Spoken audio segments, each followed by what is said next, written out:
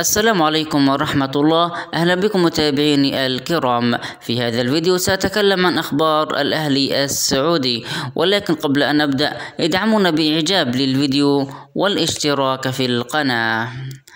أكد الإعلامي علاء سعيد المقرب من النادي الأهلي السعودي عبر حسابه الرسمي على موقع التدوينات القصيرة تويتر اليوم الاثنين على تأكد غياب الثنائي البرازيلي ماركو إمرال والجزائري رياض بودبوز عن مواجهة نجران.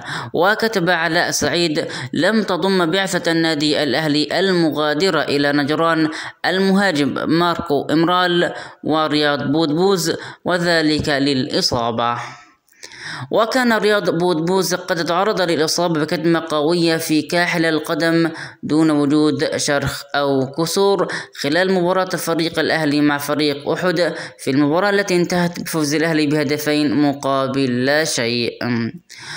ويذكر أن الأهلي السعودي يحتل وصافة ترتيب دوري يلو للدرجة الأولى السعودي بفارق الأهداف عن فريق الحزم صاحب الصدارة برصيد 49 نقطة، بينما يأتي نجران في المركز 17 قبل الأخير برصيد 19 نقطة.